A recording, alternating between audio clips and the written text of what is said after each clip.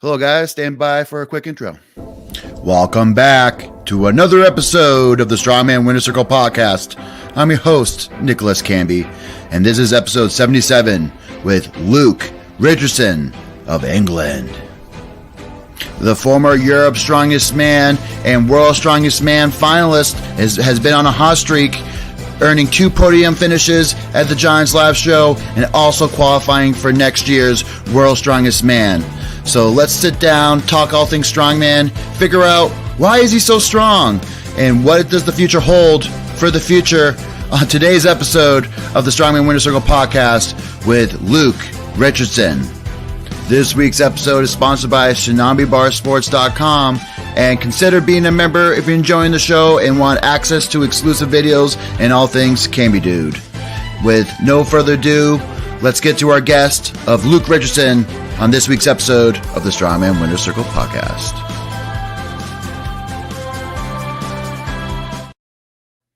And we're here. Hello, mate. How are you? How you doing? That was brilliant. Thank you. So I got to kind of take a little deep dive. So one thing I came across was those videos of you and Evan, which are pretty hilarious. So I like anytime that anybody's making fun of Evan or trolling Evan, that's great content for me. Yeah, it's very easy to troll Evan. He's a sensitive soul. Bless him.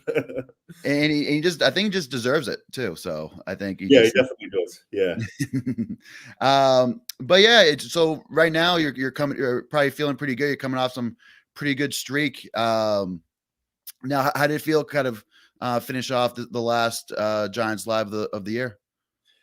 Yeah, I mean, it was really good. Obviously, it's been a short season for me because, as I tend to do, I got injured. So I had probably the biggest surgery that I have ever had, which for me is a lot at the start of this year. So that put me out of basically all of our big title comps at the start of the year. But I'm probably still not in like the shape that I know I can be in. But obviously, I've podiumed twice now at the 2 most recent Giants Lives and good lineups. And I think as well, like with 2 very different shows in terms of events. Like I think the first one in Birmingham was super athletic, and then the one in Glasgow just gone was a bit more static as well. So I've kind of proved that I can kind of do it all, really. I think so. Yeah, it was really good. Yeah, nice to know I've still got it. So no more competitions for the rest of the year. Is that correct? No, I think that obviously this is like completely speculation, but they decided the rogue lineup like a lot earlier than the year, didn't they? Because I think it would be really hard to kind of put me out the top 10 best strongmen in the world currently in current form. But obviously the Rogues in like 2 weeks' time, isn't it? So for me now, yeah, it's just off-season, get ready for Britain's Strongest Man, 1st of February. Sure. So what are some of your off-season goals going forward? To be honest, my off-season training is just going to be the same kind of as my in-season training now.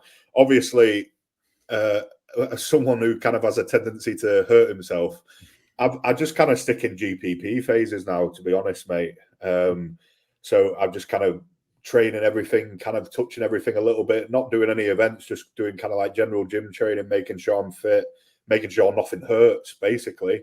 So yeah, just building for next year. Now, obviously, off the back end of the surgeries, like I said earlier, I'm still not back at 100%. So I think just some general training for a few more months will kind of see me back to what I believe could be, I'm probably already in my best shape ever, but a really competitive shape for next year with a few more months training. So absolutely. So you have your eye on British Strongest Man next. That should be a pretty interesting show because of course it's rumored so far that Tom won't come back to it because he wants to focus on the big 4.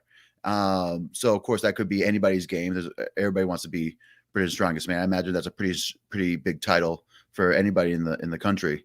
Yeah, I mean, don't get me wrong. I know Tom isn't doing Britain's, but I feel like if Tom did do Britain's, I could beat him. All right. Just being honest. Do you know what I mean? Like Tom does have bad events. Like look at Glasgow this weekend with her cold and stuff like that in it. I think. And the shape I got in for Britain's last year, I feel like I'd have been challenging Tom there. Obviously, it does blow it wide open. Like, I'm not acting like Tom wouldn't be a heavy favourite for that. Like, of course he would be as Tom Stoltman. But I think I can beat Tom. I know I can. So I think hopefully if I start next year, I think I should. I've got a very strong intent to kind of try and win Britain's and win Europe's at the start of next year. They're my All two right. main.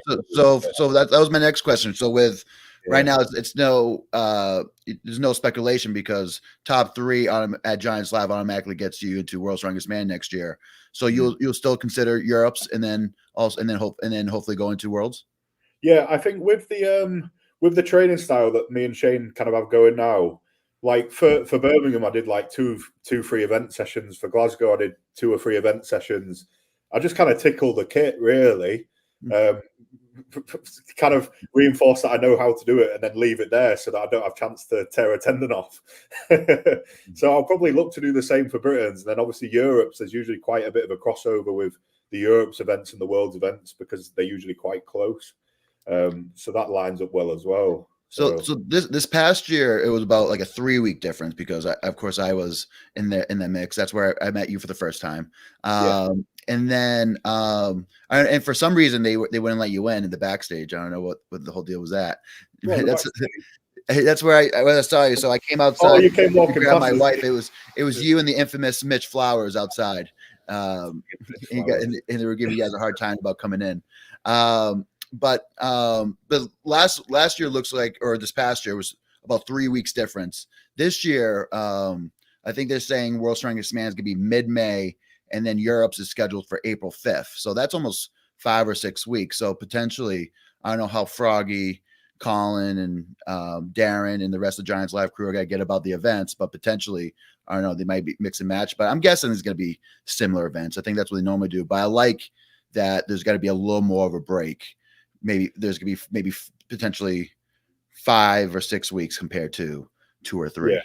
Yeah, because I think that's the problem as well. Like, obviously, for the European, like, if you're from Europe, you want to win Europe's Strongest Man. Mm-hmm. So it'd be a shame that kind of for some guys, they feel like they can't do that because it does kind of like limit their performance capabilities at World's Strongest Man. So I like that they've increased the amount of time between the 2 comps because you want the best guys at both. You don't want it to be like, oh, well, I want to do one because I can't do both. Like, it's a comp and it's a big title. It's a huge title for guys to have. So obviously, you know yourself, you've competed at the comp, it's a great comp. A lot of fun. Yeah, from a personal perspective as well, like kind of going like back to Brits as well. Like, I want Tom to be there because you kind of don't want to win a title. Like, I've won a title before. When I won Europe's in 2020, it was a COVID year and the lineup was weaker. Let's be honest, it was. There was a lot of guys who were invited and decided not to come, which wasn't my fault. And then I ended up winning, and I ended up getting a bit of a slagging for it as well. So as a competitor, if you win a competition, you want there to be no, like, it's not up to me if some guy comes or some guy doesn't. You beat who's there. And for me personally, as a competitor, you want the best guys there so that when you beat everyone and you've got the title, there's no question. So ideally, you want the big bad albatross over there. Yeah, I want everyone there. Yeah, I think that's what it's all about, isn't it? Like, that's what we all get into sport. We're all competitive. We all want to beat each other. And yeah, like I respect the hell out of the guy and what he can do. He's a fucking awesome athlete. He's the best athlete that's ever been out of this country. So it'd mean a lot to beat someone like that. And if you did, then you know you've earned it as well. So yeah. But it should be interesting at BSM because, of course, you have someone the likes of Bishop coming back as he's coming back off an injury. You have Hicksey coming back into full shows. Of course, the other Luke Stoltman is looking really good right now. So it should be really interesting how that all shapes up. It'd be really competitive at Britain's. Obviously, you've got Shane Flowers as well, Kane Francis. Shane is.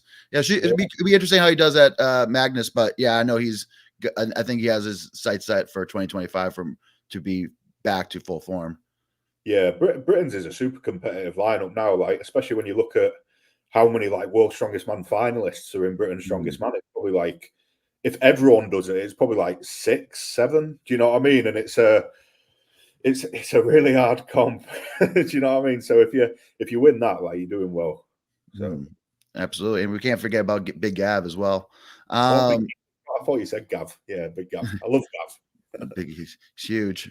I'm trying to slowly get him on the show, but I think he's going to make some time for me eventually. So of course, I want to get into a little bit of course, you're overcome at a lot of adversity, of course, through their injuries and all.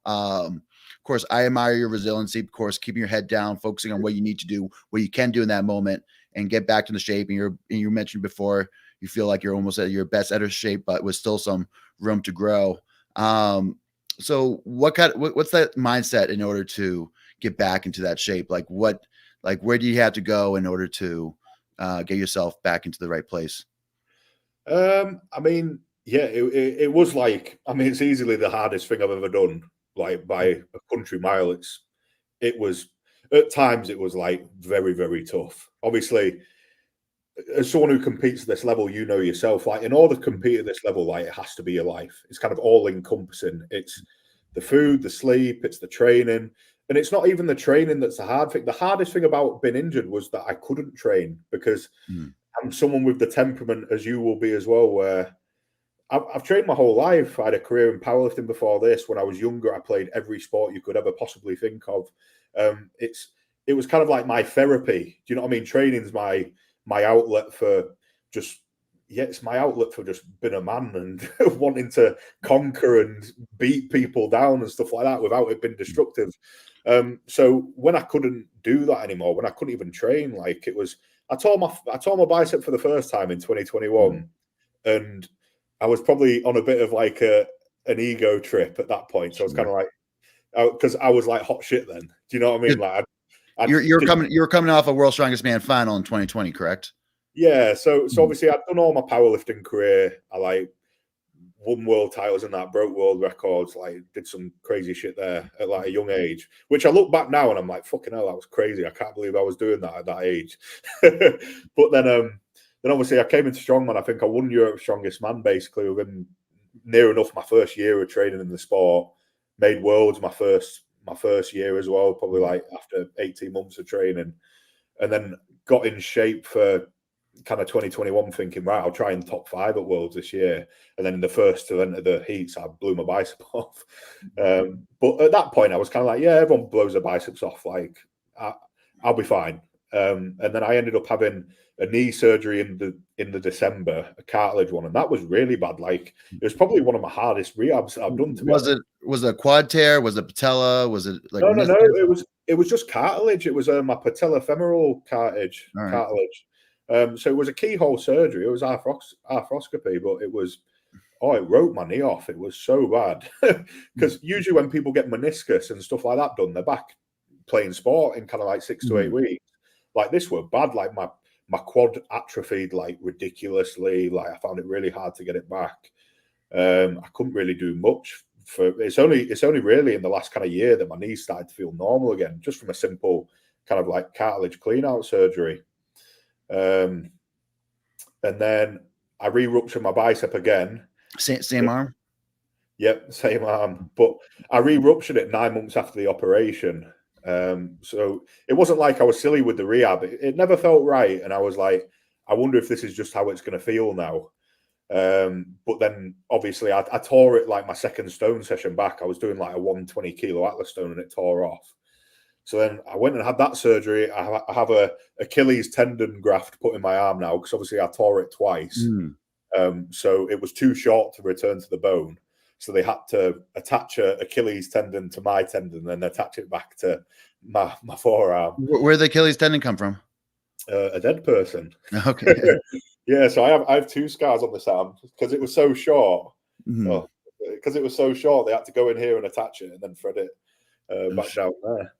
But that was a tough surgery. After that surgery, I kind of hit like what I'd consider rock bottom after that surgery, at least mentally, because I couldn't straighten my arm for about 17, 18 weeks. So I couldn't straighten my arm for about 4.5 months. I couldn't train lower because my knee was fucked. So I was just kind of like, what do I do? I was trying to go in the gym and train. I couldn't do anything like without being in pain. So I was just miserable. Like, because I'd usually go to the gym to feel better. And I was going to the gym and feeling like horrendously worse because it was just reminding me that like how far I'd fallen almost. I was like, fuck, like I'm used to be one of the strongest people in the world and I can't do anything. Like my body's fucked. So it was really quite a daunting prospect because obviously my goal was always trying to like return to the level that I am now, but it just seemed an absolute fucking light year away. So what did you tell yourself during that time? To be honest, during that time, my head was scrambled. I went and lived. My girlfriend Laura, she was studying at the time, so she was living back home because she's from Ireland. So I went to Ireland because the problem was, it's like as human beings, we're all like it. We associate certain behaviors and patterns of behavior with places where we are. And strongman is kind of like, when I'm here at home in England, like I live 15 minutes from Giants Live.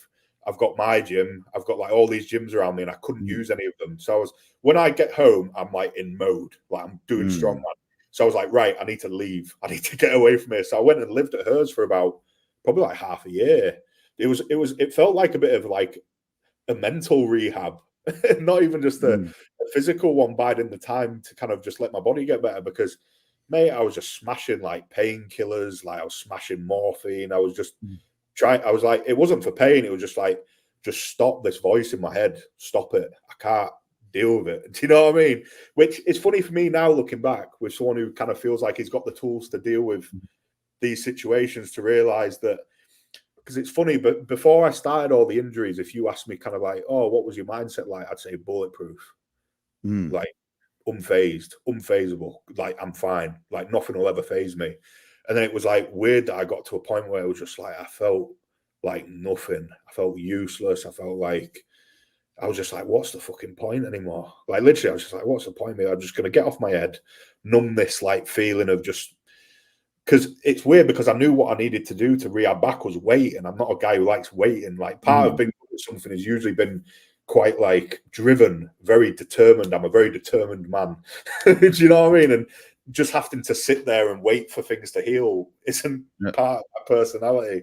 So was the bicep the toughest out of all the surgeries? Yeah, probably mentally. Right. Yeah, like the second bicep ruined me mentally. But I think from that I had a really good foundation, because more from a personal kind of like a personal character journey.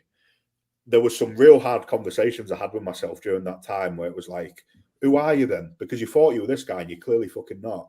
Do you know what I mean? Who are you? What are you about? What do you stand for? And then I came back. I obviously had to take a lot of time off after that, because I couldn't straighten my arm, like I said, for like 4 or 5 months. Like, and I couldn't do anything with my knee. So I was just training. I was like, asked Shane, I was like, Shane, can you put me something together to save me from this, please? Because I can't do, like, even if it's like squatting like a 2.5 kilo dumbbell, just please help me. Like, I need help. And something to focus on. That was it. I was like, right, I need a focus again. That's what I'd lost. I had no focus. So I started training again. I was like squatting 20 kilos. I was going like 10 kilo a session, 20 kilos, 30 kilos, 40 kilos, 50. I did that for about 5 months. Do you know what I mean? Just monotonous, boring, earning the right, getting back to it. And I was super humble. Like, I was probably the most humbled I've ever been by an experience. And I was training for Britain's Strongest Man in 2023, which was going to be my big comeback show. And the events were great for me. I'll be honest, I probably would have won. Saying it like, and I don't like saying stuff like that, because it's kind of like things happen. I know what competing's like, but I know what shape I was in. And then 9 days out from that comp, Britain's Strongest Man in 2023, I was doing my last deload session. I tore my lat off. So obviously it was like, I'd been through 3 surgeries. I'd nearly 2 years out of the sport. I'm 9 days out from what I was considering to be my homecoming victory at Britain's Strongest Man. I was already in shape. I did a deload session. I tore my lat off. I was like, right. Do you know what I mean? Now, were you coaching yourself at that point, or was that more? Oh, Shane was coaching me. Yeah. All right. Yeah. I didn't. There was nothing in the training. I'd never felt my lat before. I tore it on 300 kilos. Oh, interesting. So maybe it was just almost on its way. Yeah, but I never felt it. And then, interesting. I couldn't imagine what a lat tear would feel like. Very nice. But it was weird because originally I was like, oh, well, hopefully it's muscle, because then maybe I can still do something. And I went for an MRI, and it was like, nah, full thickness tendon tear, lat tendon tear. So I was like, right. So I had to go I had to go for another surgery in the February, and then obviously I had a lot of time off after that. But I was pretty, like, don't get me wrong, like I can remember the day I tore it off. I literally just got in the car. Laura was training with me at the time. Me and Laura got in the car and we were both just like crying. I was just crying my eyes out because I was like, it got to a point where I feel like I'd gone on. I feel like I kind of deserved the first three. Do you know what I mean? Because it was very egotistical. I kind of let it infiltrate my judgment, and it was all about like pushing, winning, like overdoing it. That's how I ultimately ended up doing my first three, was overdoing it. Whereas for this one, I proper humbled myself, stayed within myself. Now I'm not getting carried away with beating him or beating that. I'm just training. And I felt like I'd gone on a real character arc and I'd real settled down. And then it was just like, do you know what I mean? It was like I chased the carrot for 2 years, and I was finally about to take a bite of it, and then I tore my lat off. And then this is the thing as well, like you tear your lat off, it's like I was in crippling financial situation because I've had 3 surgeries that I've had to pay for. And then it's like I thought I was going to be getting a big payday from Britain's where it was all finally going to pay off and I'd be able to pay this debt off. And then I have to pay another 6-7 grand to just have my lat put back on again. Do you know what I mean? So we're thinking, so lat, your hammy, biceps. So we got to the Giants, and we got to Giants Live, and you podium first time behind Mitch and Maxine, and it's the second time behind Mitch and Trey. Like, what did that mean to you? Oh, it was massive. Like, because obviously, like, I hadn't actually told my hamstring. So I like did England's Strongest Man at the end of 2023, which I was in good shape for. I think I won that by I won it before the last event pretty much. And then I started training for Britain's again at the start of this year. And then that's when I tore my proximal hamstring off. And then obviously I went for that surgery in London. And that was like going to be a big show for me. Like, oh, I'm finally like going to win, like I'm going to be able to do all these shows, win Britain's. Like I feel like I was in podium at World Shape, and then I tore my proximal hamstring off, and that surgery was about 15,000 pounds. Do you know what I mean? And it was kind of like, yeah, that one was tough as well because I didn't know if I wanted to continue. To be honest, I was like, I don't know if maybe this is a sign. Like maybe I just need to give up. It was the first time after my hamstring where I was like, maybe I need to call it a day. Like I can't keep putting myself and everyone who loves me through this. Do you know what I mean? It's almost like the meme of you ever see like the 2 diggers, one guy gives up but the other one is right next to the gold and he's only like a let's just say what's not a throwaway but a slash away from getting to the grand prize. But this is the thing, like I'm quite a positive guy, so I'd always say I am a hopeless optimist. Do you know what I mean? Even if there's nothing to cling on to, I'll be like, obviously I've got this overwhelming belief in myself, which is the reason why I've done what I've done in my life up till this point. And it's kind of like, the longer it went away from the injury, I was like, nah, do you know what? You can still fucking do this. Do you know what I mean? Like, what a story it'll be. And then it was at Birmingham, which was kind of like what you asked. It was like, I fucking done it. Like, it was an overwhelming feeling of like, I don't know, like not in a competitive sense because I know that everyone's different, but what I went through to get back to getting them 2 trophies at them 2 shows it'd have floored a lot of people. It really would. And I don't think that they'd have come out. I'm a better athlete now than I've ever been after 5 surgeries and 3 years of literally just getting shit on by the world. But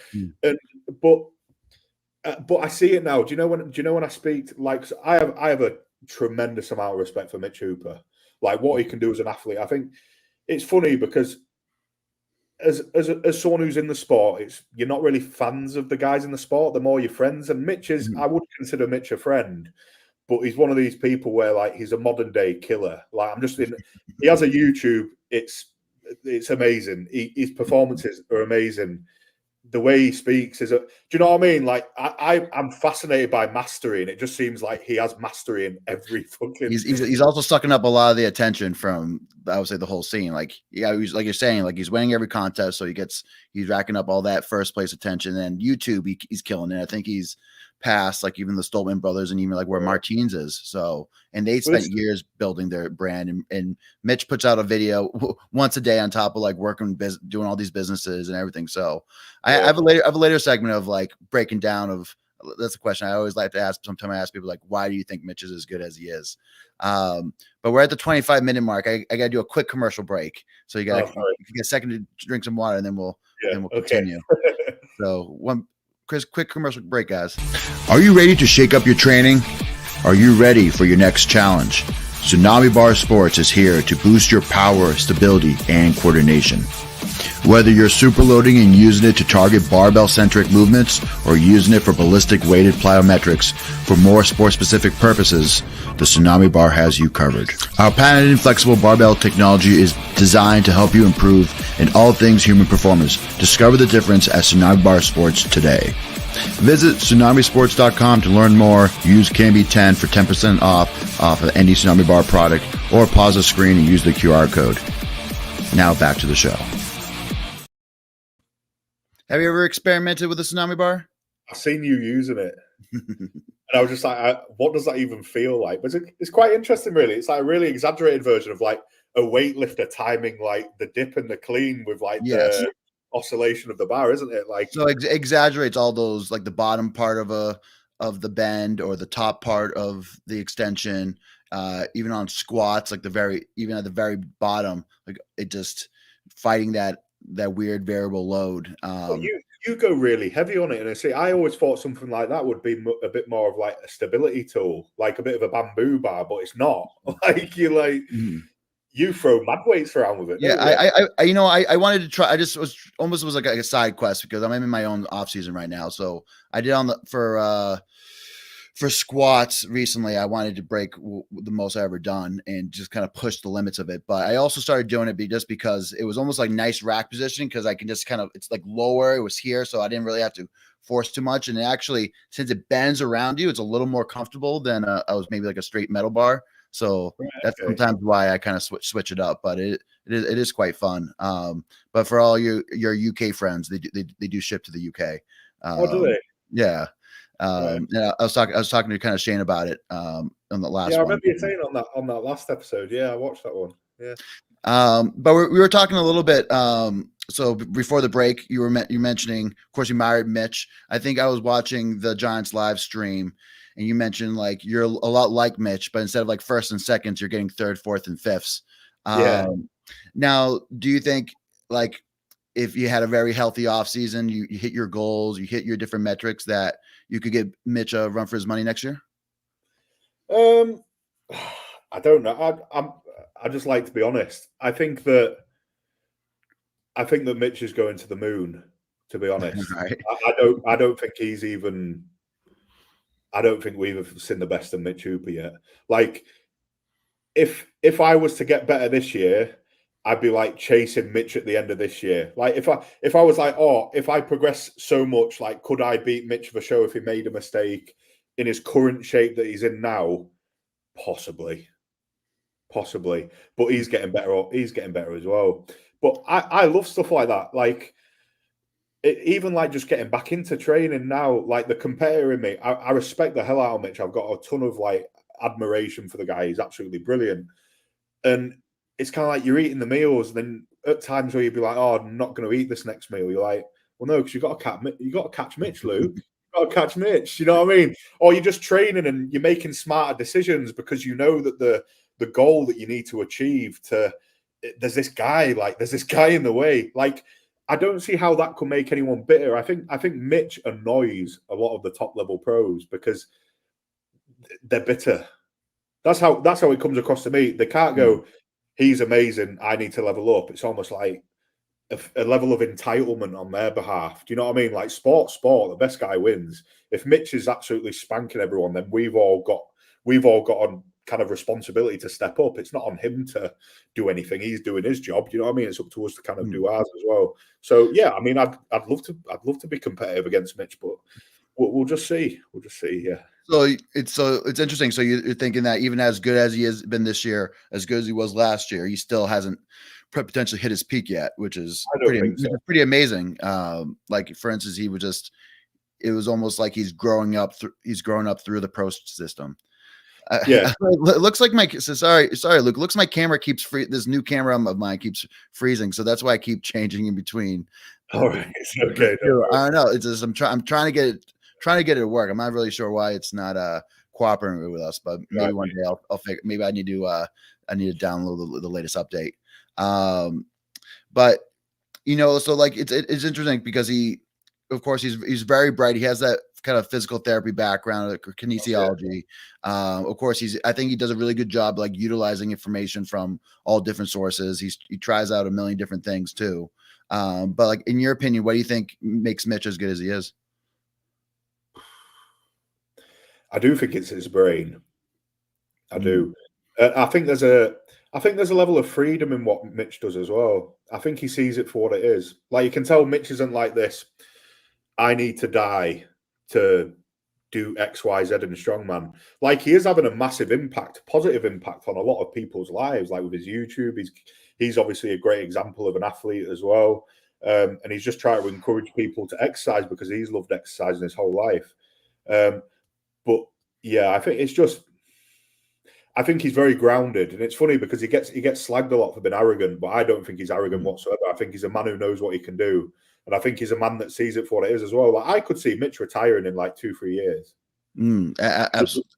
Yeah, because he'll be like, "This isn't good for my health, and I love my family a lot more than I love winning titles." How can you not respect the man? He knows what he wants. He knows what he wants to do. I really like people who just really stand up for what they believe in. Do you know what I mean? And when I look at Mitch and when I speak to Mitch, I know I'm speaking to him. I'm not speaking to like, it's not fake. He's a real guy. Like, I respect the hell out of people like that. Yeah. So, but yeah, I think it's his brain that wins. He's just fucking brilliant. Like, yeah. So on my first round when I had Brycey on the podcast, so this is in the 20s. I asked who's the smartest strongman because I did all these superlatives. I asked like who you think was the best, who was the fastest, who was the smelliest, and I asked who was like the smartest. And he said Mitch was the smartest, and that it was shortly after World's Strongest Man, so that's why I had Mitch on after. So I'm like, I have to pick this guy's brain because he's doing something right that maybe some things are missing. So Alex Kelly, so bring up a comment. So he thinks he mogs everybody because his great cardio conditioning. I think that's a huge piece. Of course, one of the things I just have great disdain for is cardio as I keep growing and getting over 300 pounds. Yeah. But it is super important. I've even mentioned other guys. I don't know. You probably, he still was kind of competing in the heavyweight scene at your time, but like someone like Andrew Clayton. Andrew Clayton was also a huge runner and marathon. He did a lot more half marathons than he did full marathons. And was really big into endurance, but that kind of carried over into strongman. He did it during strongman, like he would compete and then he would do cardio. Mitch, of course, was doing marathons and lifting, and then went totally into strongman. I think Mitch mentioned something about like running a kilometer a day. What do you think? Yeah, it's easy. But when this is the thing is that was kind of my little outlet because Mitch had just come into strongman after my second bicep rupture. And I was like, right, I can't lift weights, so I'm going to do loads of cardio. So I was going and doing an hour of zone 2 every day, which kind of shaped my like aerobic base, have you will, to come back on. Like I can do the Giants live shows now. And like there's never a point in the show where I'm like, this is too fast or I'm out of breath. Like I'm fine. You know what I mean? Like on Saturday, I ran 5K to just see if I could still do it because I feel like that's something Mitch would do. So I was like, right, can I run 5K? And I did. How your knees? Your knees felt good? Yeah, my calves. My calves were destroyed because I did it in my barefoots as well. Because I was like, I want a bit of like challenge like my foot strength as well. So I did that. But yeah, I think that's what you're going to see as well. And I actually agree with the fellow who said that because I think this is the thing. The disparity between performances in training to competition, especially in the latter half of a show, is usually caused by fatigue. But I think the reason that Mitch is able to perform so consistently in relation to training to competition performances, regardless of where the event shows up in the comp, is because he is so fit. Like he's always in a position to extract what he's created in the gym, regardless of where it is in the comp, because he's just simply not fatigued.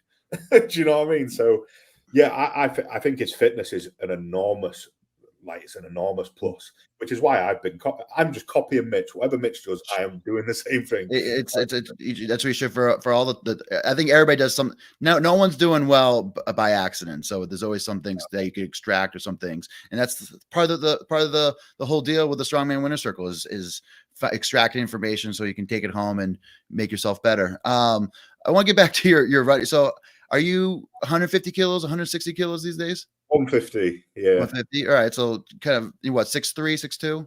6'3". Okay, all right. So that's a lot because I recently got like probably the last few months I've been upwards of 300 pounds for the first time. I spent 10 years at 105 kilo competing.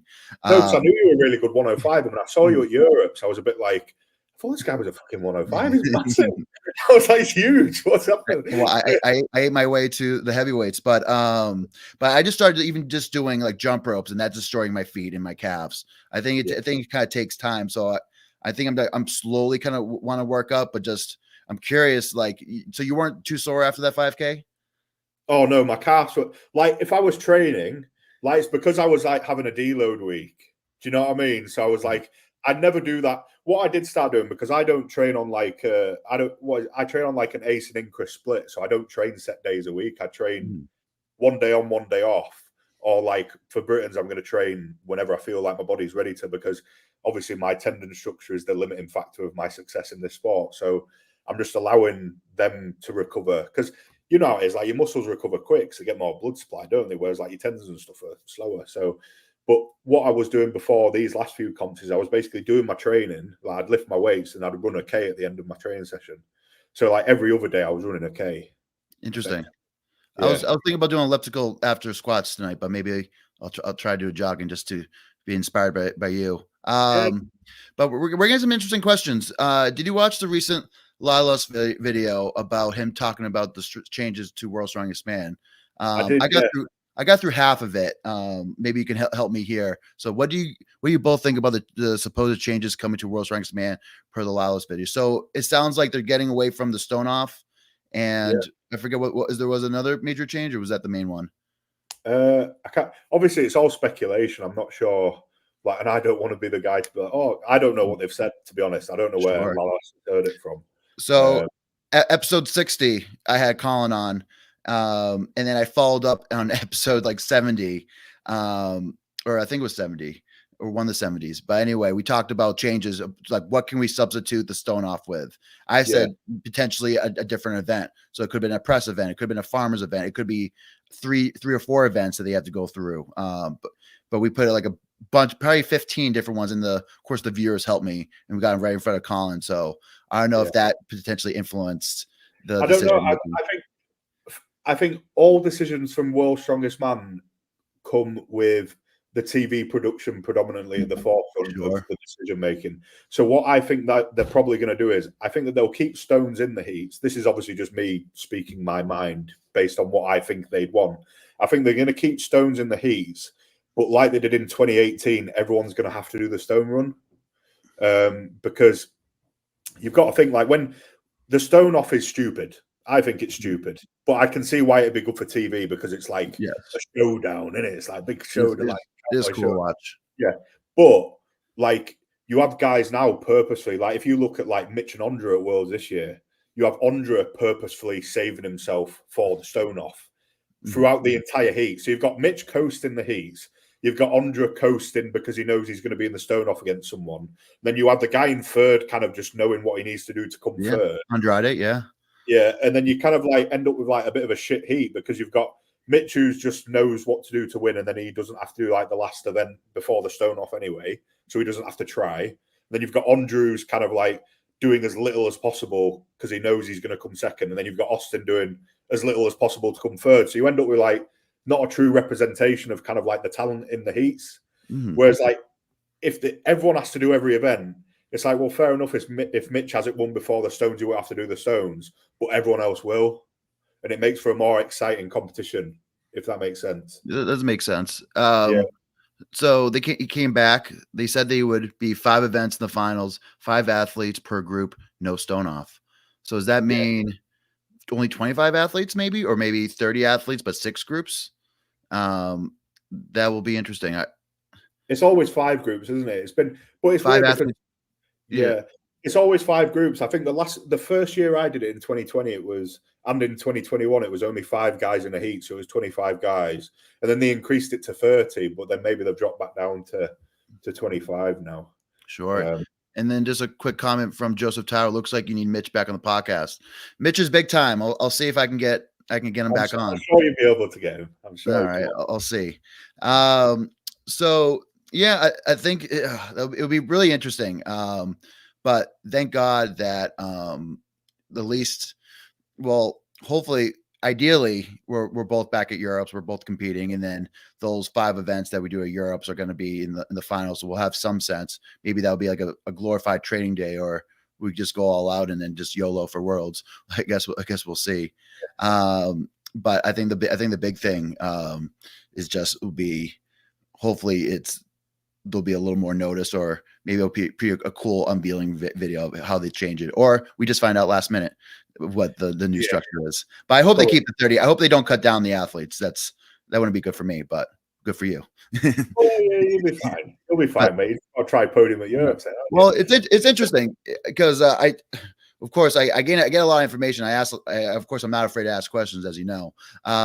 So when I had Colin on, we were talking about the World's Strongest Man qualification system. So of course, top 3 at every Giants Live this year gets automatic invite.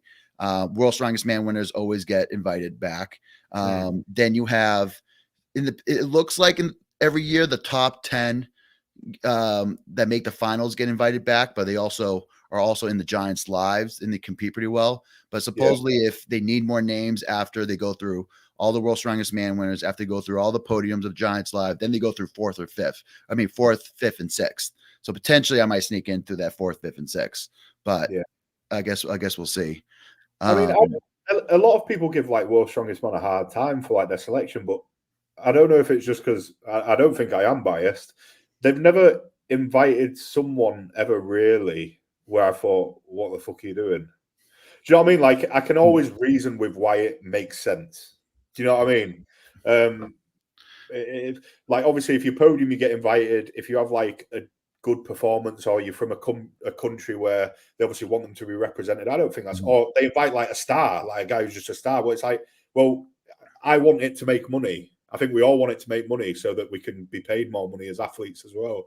Like, the reality is that the top guys are still going to be there regardless. Do you know what I mean? So if we're worrying about the integrity of the competition overall, well, the guys who are going to win it are kind of unaffected by that anyway. Yeah, do you know what I'm saying? That's a good point.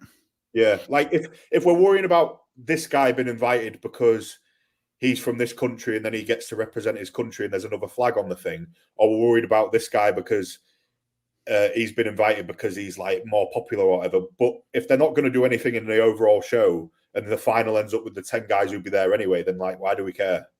That's a pretty good point. I think there's a certain point in terms of fairness, but you understand there has to be a TV and there has to be my point with the fairness is that like the top guys are the top guys. They're going to be the guys competing anyway. So it's kind of like, that'd be my point anyway, would be there's a balance, isn't there? There's a balance between making it interesting and then making it a comp. But the guys who are going to be winning the comp will be winning the comp regardless of if you invite this guy or another guy. It's irrelevant. They're better than them. So, yeah. I think the hardest job probably within Strongman is picking out the groups. I think they do a good job of that. Well, as well with the seeding system. Like, obviously, if you're winning shows and you're a killer, you get a seed 1. Like, there's no point putting on, like, when people say put a random hat together, and it's like, well, imagine you ended up with a group with like Tom, Mitch, freaking Evan, me, Trey. Like, it'd be a disaster, wouldn't it? Like, then that'd actually affect the overall integrity of the full I like the seeding system. I was a little not bummed. I always like to try to compete against different guys, but I competed with 42 for the 3rd straight time. So I faced him off at OSG. He got the better of me. I faced him off at Europe's, got the better of me, and then I faced him off at Worlds. I'm like, oh, were you in Andre's group at Worlds as well? Yeah, so 3 straight groups. Right. Yeah, so I was there during like Mitch's 42s and Andrade's talks. Was like, all right, guys, We're all going to we want to make the finals, make the stone off. So like Mitch was trying to scheme. 42 kind of bought in. I think that was in the talks with 42 and even with Colin, if you guys go back in the podcast. And then Andrade was like, I'm going to go all out. I respect what you guys do, but I'm a competitor. I'm going to go all out. But yeah, but of course, in the scene, I'm like holding my arm, like, what you guys talking about? What you guys doing? I coach Andra. Yes, so absolutely. So I was like looking at the results, thinking like, fucking it. I was like, if you got Mitch making deals with you, know you're fucking good. You know what I mean? So let's talk about it, because I actually have a question. So I know you're 42's coach. I know you were training him, especially during the log press going for the junior world record. It was amazing when I saw him do 210 kilos or 460 pounds for 2 in training. So what were you programming, or how did you get him into that? I know he was already a great log presser, but like, what did you program, or how did you coach him into doing so well that day? Yeah, so like with Andra actually had like really bad knees for quite some time, to be honest. So before we peaked his push press log for the World Log Lift Championships, he was just doing predominantly strict, or just like absolutely smashing strict volume, because you can with strict log, can't you? You can get away with doing a lot more. Usually the limiting factor, I know Shane said this earlier, it's just true. Like, especially when you're a big log presser, I think that the limiting factor usually is your knees, really. It's quite a hard position to be in on log. I know someone like you're really skillful, aren't you? You've got like a good weightlifting background. I don't really get sore knees on log, but then I don't do much kind of like log push press volume. I'd kind of bias mostly strict, then keeping the push familiar from a technical perspective. But yeah, that's basically Andra did a 210 strict log before we started. Like, I basically had a strict log up, and then we were like phasing in his push pressing, and then there was like a cross section in the middle where the strict log kind of like dropped off, and the push press obviously took like priority, because that's his like comp style press. So when it comes to strict log, do you prefer out of the rack, or do you prefer clean and strict? I prefer out the rack, because I think when you clean a log as well, like, it's tough. And I think especially for someone like Andra, I think this is something that a lot of people, programming is very tactical as well. So I don't see the point in fatiguing Andra systemically, like cleaning a log, and then when his weaker events are his deadlift and more of his hip extension stuff. Okay. If that makes sense. So he's never gonna he cleaned 220 at World Log Lift. So when we were doing all of the like work into the World Log Lift Championships, I was kind of like, right, well, he's not going to get any extra points for doing an extra 10 kilos on the log, because he's already going to win it. So I'd rather save that recovery debt from cleaning the log, doing it from rack, and put it into his deadlift, and put it into his arm over arm, and put it into his stones, because obviously every exercise has a cost recovery wise, doesn't it? So if we can save him a bit of fatigue from cleaning the log, obviously he was cleaning his heaviest logs going into the show, because there's a level of specificity that you need, isn't there? But in terms of like his off-season training and things like that, I'm thinking about bringing up his deadlift. So do I want to be cleaning a log like a few days before he deadlifts, or would I rather save his posterior chain so that he can pull better? Because he is bleeding points on a pull. He's not bleeding points on a log. And I think that that's something that Mitch does really well when we speak about his head. There's a reason that he's coming first and second in every event, and it's because in his training he can see where he needs points and where he doesn't, and he's willing to concede the points on the events where he doesn't need them by giving more attention to the other things in training from like an attention and recovery perspective as well. But back to the log. So so for instance, I always struggle like out of a rack, just because when I feel out of the rack, it's not the same as I clean it. So I always like to, and that's like what you do in competition. So is it almost like a modified strict press with out of the rack, and just kind of just deal with? I feel like it feels heavier coming out of a rack. Yeah, it's weird. I find that as well. Like, you almost do the clean and it lands in rack and it feels lighter, and it feels easy, doesn't it, when you clean it? When I do it from rack, I tend to like have the log quite like tilted away from me, so that when I roll it and I get that like thoracic extension almost, it feels like I've just finished a clean, if that makes sense. So it feels a little more active than just like picking the log off the rack. It feels a bit more dynamic. Like I kind of roll into it like I'd roll out the top of a clean, if that makes sense. Yes, very much so. Yeah. But yeah, it's just interesting, because it just I've been because I talked to Shane, because I was never a huge believer in the lean back method, because I have very much of Olympic style. But now with like learning a little more and just seeing how Shane thinks about log training, he's using a lot of that lean back and just like not bringing the head through and in strict press log as more accessories, but not necessarily like what you would do on a game day, which makes a lot more sense. And then we have very similar thoughts when it came to push pressing a log in terms of the rack position and everything. So we had a lot of commonalities, but like because he also had that, of course, an Olympic background or likes weightlifting as well.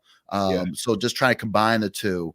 But I understand a little more now. And then I'm starting to implement now. I've only been implementing for like 2 or 3 weeks, the lean back, and I already feel pretty strong, like getting stronger by the thing. It puts me in a weird position where I can't really breathe. I'm really taxing my upper back.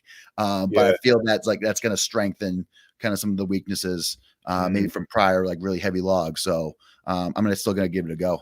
Yeah. I think the good thing about doing lots of strict volume as well is that there's a repeatability to strict press.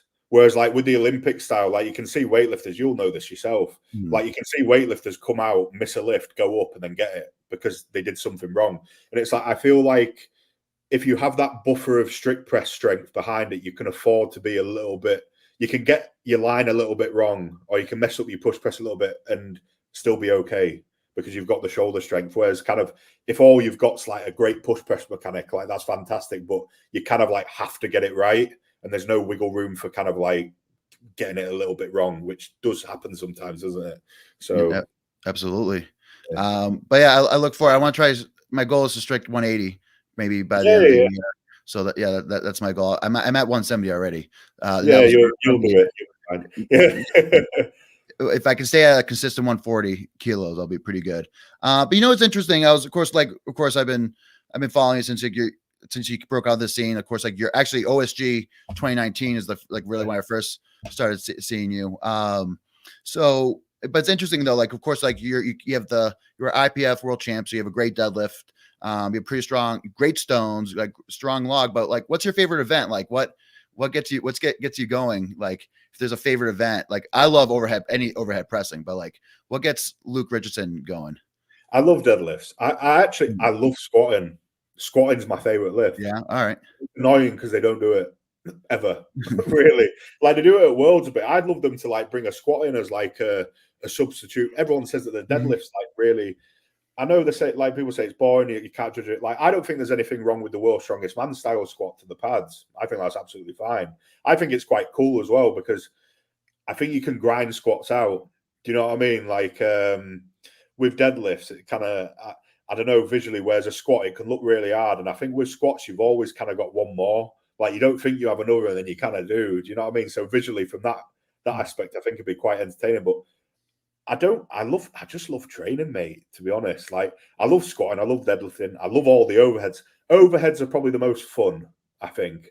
Unless you're training for reps in a comp and it's like axle or log 4 to overhead, because then obviously it's more of a cardio exercise, isn't it? But my favorite thing to train would probably be like if it was like max log or something. Like, not that it's particularly my best event, I just think it's the most fun. It is. Yeah, and then historically speaking, I do really well on loading in comps. I've won loading in the heats at Worlds. I've won loading pretty much every comp I've done. But do you enjoy it? I hate training loading. All right. Yeah, I hate it. Like I hate training it, but I'll train it. But then I go to comp and I'm like it's quite fun. I like the different implements and stuff. But and then I love training everything, mate. Yeah, it's like so much fun in it. Like there's not really an event that. The only event that I wouldn't want to train that I don't think I'd enjoy is like tire flip or something. Sure. You know what I mean? Yeah, that's starting to get outdated. Just we're asking guys to be so big and strong, and then the tire is just so hard on our bicep tendons, and of course our tendons are already compromised. So I'm glad that it's not quite the thing anymore. Yeah, I was really good at it back when, but okay. Yeah, I've never done it, but it's one of them events where I'm kind of like, is there not a better way to test like this same strength by not doing this that just destroys everybody all the time? Like it's got a real history for it, hasn't it? So yeah, I'd be happy to see it gone forever. Absolutely. But we're just talking about you're a former OSG 2019 champion, and that's how you got your big ticket to a lot of the of course Giants Live and then there to Worlds and all. But this year, there's going to be 4 former World's Strongest Man competitors in the Open, of course, in the OSG Open. So Oscar Zolkowski is coming back. So he's the Polish guy that was at the Arnold. You have Coco or Jean-Stéphane Corbouf. He represents France, but from Australia. You have Gabriel Rune from Canada. He made the finals. And then you have Spencer Remick, who's podium in the Open 3 times. So I think and then you have guys, you have a great American scene. You have a really good South African coming up that won an SDL show in Rain O'Neill. But as an OSG winner, what do you have for suggestions or advice that you lend to these guys to at least compete in that Open or make the finals? I think OSG is a really different comp, and you know what? I actually I really respect, the guys who've quote unquote made it. Do you know what I mean? They've made it. Like Gabriel Room, I think he came where did he come at World's Strongest Man in the final? I think he took 10th or 9th. Right, but he's made the final. So it's not even like he's just been to Worlds. Like he's literally made the World's Strongest Man final. And I respect people who kind of even when they feel like they've arrived, I've made it to Worlds, I've made it to Giants, I've arrived. They're still humble enough to go, I'm going to earn my right back there because I don't feel like I've done enough to show that I should be. Do you know what I mean? Like Spencer Remick, he literally said himself, I think he won OSG Worlds or he podiumed there. He got invited to Royal Albert Hall. He's gone first, second, and third at OSG. Right, Open. Okay. Yeah. And then he went to Royal Albert Hall, didn't do so well and was like, I didn't do well enough to deserve being invited back next year, so I'm going to go to OSG and do it again. I respect the fuck out of that. It's so honest and it's so humble. And I don't like when people say, OSG's beneath me. It's like, well, how's it fucking beneath you? Because every person who's won it, I won it, made the World's Strongest Man final the year after. Pavlo Kordiaka won it, made the World's Strongest Man final the year after. I think it was it 2022. And then and then last year you had Crowder. And then 2022 we had Yako, Matt Ragg. Yes. And Spencer, I think. 2 of them made the final. And I think this is the thing. Do you know most Open guys, especially the World's Strongest Man level guys who don't want to go to OSG, it's because they know it's a fucking hard comp and there's killers there and they don't want to show themselves up because they're already a bit like, I might not get invited back. So if I go there and I get spanked by these guys who haven't been there, then I'm definitely not getting invited back. and everybody that has either a chip on the shoulder or want to make a name for themselves, they're doing 12-week preps. They're saving that. I always say, you have 2 good peaks in you in a year, and they're saving that peak for that year. So I think they're really kind of gear up for OSG. So I think it's gonna be pretty exciting. I think this is the reality. If you're making top 10 at OSG, you could go to Giants Live. Depending where you come, obviously the guys who've come first, second, third have proved that they can make a World's Strongest Man final. If you come top 10, you go to most Giants Lives and not look silly. Absolutely. And then this past year you had Wes Stravinsky take second at OSG and then make the final and taking 6th. Wes, I competed against Wes in Glasgow, didn't I? Yeah. 6th in the World's Strongest Man final, fresh off OSG. And then you've got some guys who think they don't have to do OSG when they've never made a World's Strongest Man final. And then obviously at OSG Europes, we had Roman Grekov as well. He won OSG Europes, then came to Glasgow last week. Obviously destroyed that dumbbell medley. He's another guy who's up and coming and is going to be really good. He's only 27 as well, same age as me. And he's got a lot of muscle still to put on, so I think he's going to be a good one for the future as well. Yeah, the Ukrainian scene's looking pretty hot. So with Roman, Pavlo, Wide Pavlo, Alexei, and then there's another guy coming up he's competing at this OSG Open. His name is Oleg. He's a little shorter, but he's a muscle nugget. He deadlifts 900 pounds, and he has a 210 log, and he's 5'9". So keep an eye out for Oleg. You still got another 10 minutes? I think we have I got a few more questions. Fine, mate, All right. Well, you fall asleep. I'll wake you up. But we've been pretty positive on this podcast, but I have a segment every episode of what grinds your gears. So in the world of strongman or training or gym lifting, we see on Instagram, is there anything that grinds Luke Richardson's gears? without being too controversial, I think the thing for me that's interesting is, and I'm not going to say any names or anything like that because I can't be bothered. But like for me personally, it's an interesting thing, strongman, because there is that element of like it's a very online sport, and it's obviously like very, very big on TV in the UK. Like in the UK, it's huge. Like if you do well in strongman in the UK, like it's the best place to be. But for me personally, knowing obviously the scene and knowing what people are like, for me, it's like it's the way some people present themselves, and you kind of know that that's not what they're like, and then they kind of get to reap the benefits of being someone who they're not. And then they just continually prove that like they're not like it's just presenting. I don't like people who present. I like people who kind of like who are what they are. That's the way I am. Like you know what I mean? Like I am what I am. I'm a fucking idiot. I don't get everything right all the time. It's whatever. Do you know what I mean? Whereas like some people like butter won't melt, and then they're not so nice. Do you know what I mean? But then they get all the best. That's the thing personally for me. Not even in a strongman thing. Just for like kind of like people in life in general. I like people who are straight up, honest people, like solid character. That'd literally be the only thing that I'd say. I love this sport, and I love most people in it. Like it's a great thing, and it's the best. It's one of the best things that's ever happened to me. Like everything that kind of I've been able to do and got is because of the sport. So I don't really have much bad to say about it, to be honest. Yeah, absolutely. I always say social media should be an extension of yourself. It should be kind of what you want to put out there, what you want to be, and then if you're able to go into the camera or go into your phone and actually meet that person, it would be the same conversation or the same idea. Yeah. That's always kind of what I shoot for. Yeah. Because and even with this podcast, I always say, of course, I like to be a funny guy, but I want to get his value. I want information. I want to put out good education for people to learn.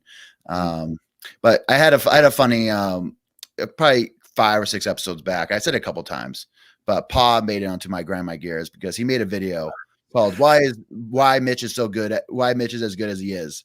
And then he went 10 minutes of like Mitch did this, Mitch did that. And then he goes, Mitch is really good because he takes a lot of walks. The end. That's such a Pa thing to say. But I'm like, what does he know that I don't know? Like, so I tuned in and I got clickbaited, but it's all right. Yeah. I love it. Pa is such an idiot. Honestly, he's like so. Like, do you know he's bringing out a Christmas song?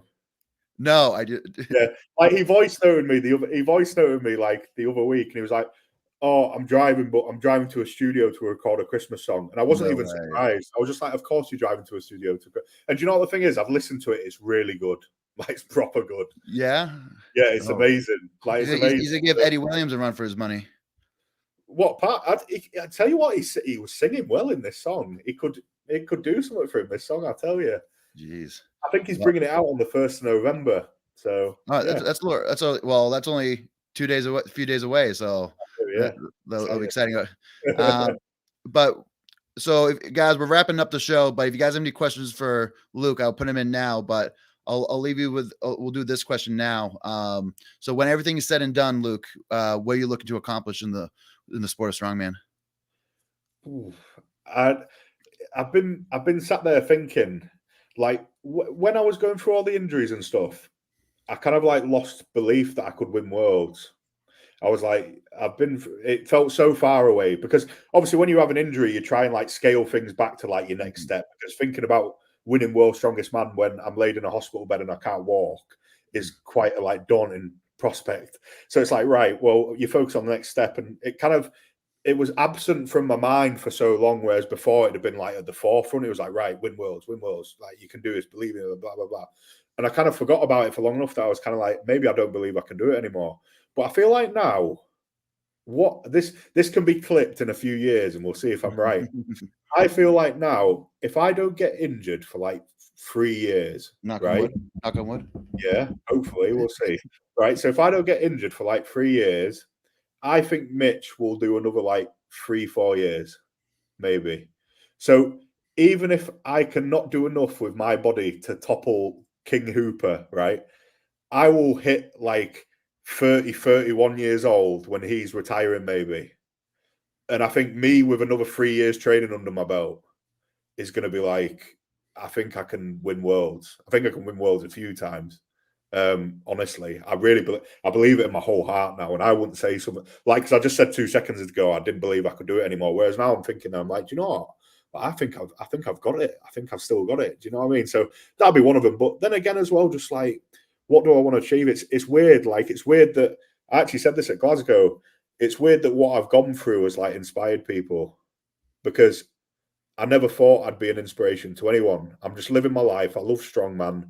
Like, strongman for me is quite a selfish thing. Do you know what I mean? Like, I love training. I love competing. I'm a competitive guy, and I need an outlet for that competitiveness. So, yeah, I mean, if I could be a positive example to people, then even better. That's not what I'm going for. I'm just trying to be myself. Absolutely. But if I end up inspiring some people along the way, because it's weird, when I was getting all the injuries, it was, oh well, remember Big Z ruptured both his patellas, and then he's gone on to be the GOAT. And it'd be nice at the end of my career if people could say, oh, Luke Richardson, he had 5 surgeries and everyone thought he was done, and then he came back and won worlds a few times. I think that made me really proud. I already am proud of myself. I think it helps sharing the story, because, of course, I watching your story, even when I hurt my SI joints, I think it was getting some sciatica, I would listen to Martinez's story, and then at the time Martinez was coming back from injury, and then you came in to smash the Rogue, win the Arnold and stuff. So I feel like when it helps when competitors go out. Even Brian Shaw talks about when he won World's Strongest Man the year after, he had like a nerve injury in his hand. He couldn't grip anything, didn't do so well at the Arnolds, didn't do well at Worlds. And then he came back and smashed it and won another 3 titles. So I think it really helps when athletes do share those stories, because injuries, unfortunately, is part of the sport. It's the second, strongman is the second most, I would say, injury sport out there outside of American football. It's funny. I would think rugby would be ahead of American football, but it's American football, and then it's strongman. So there is a very important in terms of keeping your body healthy. But going in terms of the question, so speaking of kind of resiliency and inspiring others, so Rachel, thank you so much for the super chat. Luke, your 4 recovery journeys remind me of Martinez Lisi's journey in 2020. The resiliency, the humility, the perseverance. You and Hooper saved me during a very dark time in 2023. Thank you for staying. Thank you, Rachel. Thank you. Yeah, that's what I mean. I never thought I'd be that person to anyone. Sure. And then Rachel, yeah, you're that person to me, Luke. Yeah. And then she talked about Spencer going back for a 4th time, 3 podiums, winning once, and still going back to OSG. Can't say enough about him. He is a fantastic guy. I've known Spencer for many years, and I think it'd be hard to count him out this year, because he's very every time he's done it, he's podium. So I think he has figured out the algorithm to OSG. You figure out the algorithm, get the right inputs, maximizing the outputs, you're gonna get in. Thank you, Rachel. That was very nice. Thank you. Rachel, do I have to share the $10 with Luke, or you know what I'll do? What size shirt are you these days? What, me? Yeah. Like a 3 or 4 XL usually. Will you fit into a 3XL? Yeah, probably. All right, so I'm going to send you a Canby shirt. What do you think? They're just coming out by Odd Objects. So I'm coming out with 2. So I have the Italian Stallion shirt, and then I have the Canby shirt. So coming soon. So Odd Objects, Tommy Lovell is helping me out. And then, of course, kind of keeping going through these questions. This is an interesting one. So Joseph Tower. So what are your thoughts on the strongest man on earth for next year? Would be great to see both you guys finally get an invite. It's interesting. I feel like, I think I can't speak for Luke, but for myself, my main goal right now would be getting back into World's Strongest Man. That would be huge, especially going there healthy and just showing the world what I can do. That's the first thing I want to do. But I also have the goal of winning World's Strongest Man. If you don't have that goal being World's Strongest Man, I don't know if you should be in the sport. But Strongest Man on Earth, I feel like it's one or the other. So right now I'm more focused on World's Strongest Man.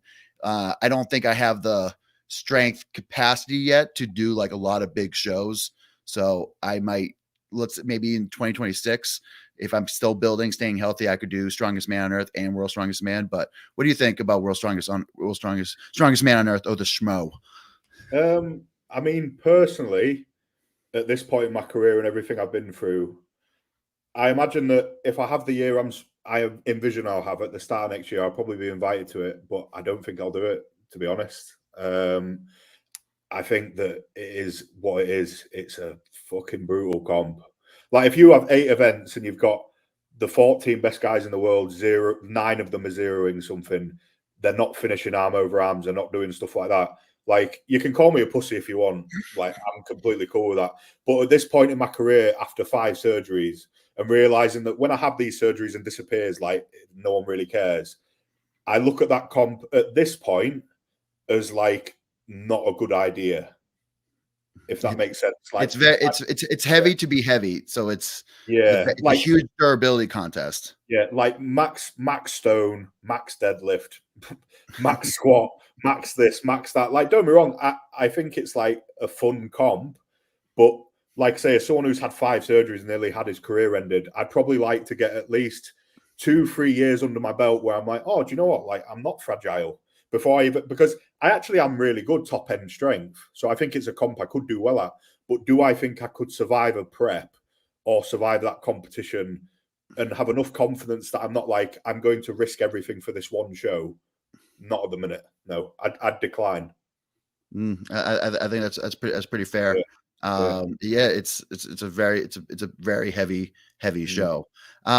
So just getting back to our earlier conversation, Lala said also no rest days in between the days so 4 straight days of competition for World's Strongest Man, potentially speculating for next year. Bailey says, if you guys could go travel back in time to your 16-year-old selves, how would you change your training / lifestyle to better accommodate strongman? That's a good one. You want to do this first, or should I go first? You could go first. You want me to go first? Yeah. You know, I wish I bought into strongman a little earlier. So I didn't start.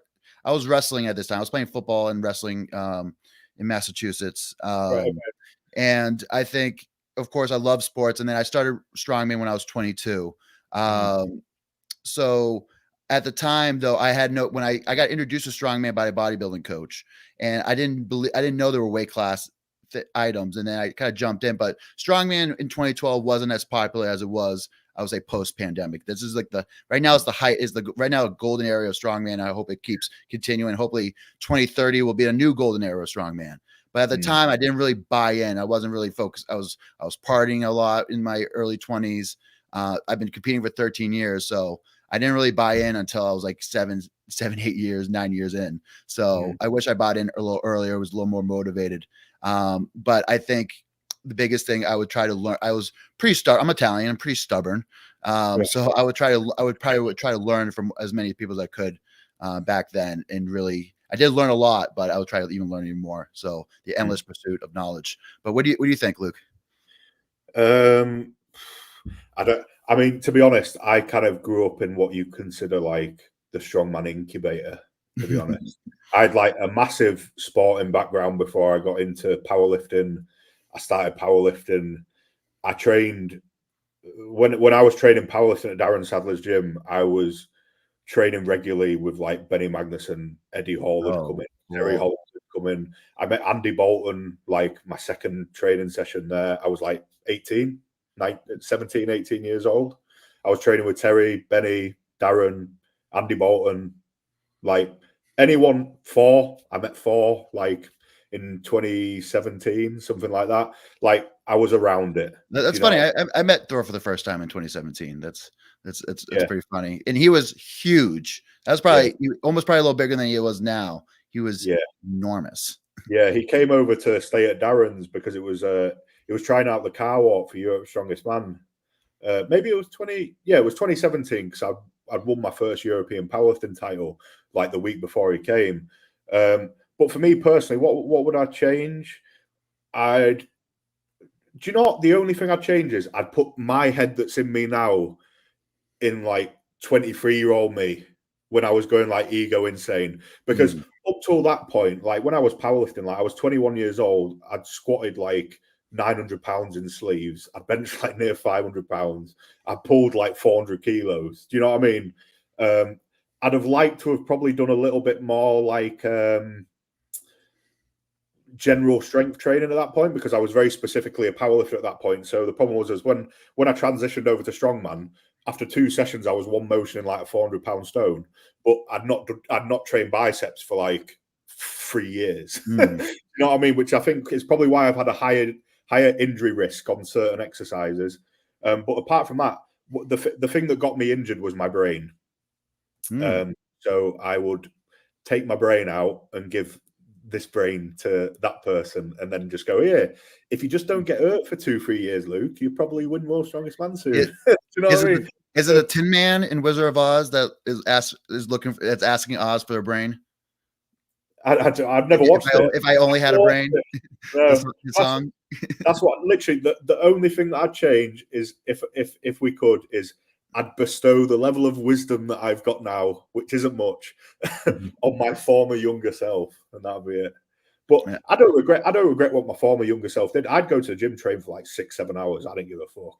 You know what I mean? And then there's a reason why I got as good as I did in the IPF, because I've trained like a monster. Like, yeah. Absolutely. Well, it definitely shows. But I think you have to learn from your mistakes, and you have to take risks. So that's half the battle. But Rachel says I can do whatever I want with the money. So thank you, Rachel. And Joseph says a great conversation. So, so I pulled up your YouTube. Are you any plans on revamping your YouTube? There's only three videos on there. Yeah, I was thinking about doing it actually, because the problem is with me is that I'm a bit of a perfectionist as well. So I'm kind of like, oh, if I don't have a camera guy and all this, that, and the other, blah, blah, blah. But then after doing all the videos with Pa, who just puts his phone on. It doesn't take much. Yeah, like he just puts his phone on the thing, and I talk, and then I read the comments, and people are like quite pleased to see me online. I'm not really an online kind of guy. But it's not because I don't like you'll know yourself, we're an hour and 60 minutes in. I don't mind talking. Do you know what I mean? But yeah, I might do. I maybe will. Possibly not. Instagram, of course, you have. I'll put your description below for on the record. So if you guys are interested in his journey, follow him on Instagram. Are you on any other social medias that we should know about now? And then if people are interested in your coaching, they should go through MST, or should they message you directly? Me or Shane. Yeah. All right. And just say, I want Luke Richardson training. I want to do strict press. Is that what they should say? I'm actually quite busy there. I've got really good clients. You know, they're nice. I like coaching my clients that I coach now. They're really. Do you have it mostly UK guys, or do you have any guys in the States? I coach. Who are a few of my standouts? Obviously, I coach Andrea. I coached Pa for Britain's Europes and Worlds last year. I coach Ray, who came fourth at under 64 women's at OSG Worlds last year. Oh, cool. I coach Ryan Bennett, who's been at Britain's Strongest Man. I coach a young guy, Jan Lancia, who's coming up, a lad from Czech. I started coaching a fellow called Jacob Finity as well. Oh, I know Jacob. Yeah. Started with him a little while ago. And I've got some really good up and coming. I've got a really good up and coming female called Grace as well. She'll probably pull 300 key next year. Oh, I think. Wow. Yeah, I've got some fucking my clients are savages, mate. Yeah, so it's good. I enjoy it. So watch out, Lucy. But if Evan does come back to England, you should do more videos, because people do enjoy those videos. So to wrap up the show, we'll leave one last piece of advice. So what's we did a lot of advice this show, but what's one last piece of advice you want to leave the listeners? Oh, I don't know. I'm not sure. Staying on subject? What's one piece of advice? I don't know. Be yourself. Be someone you can be proud of. That would be what I say. Be someone you can be proud of. Awesome. Well, guys, stay strong and tune in next time. Take care. Great. See you later.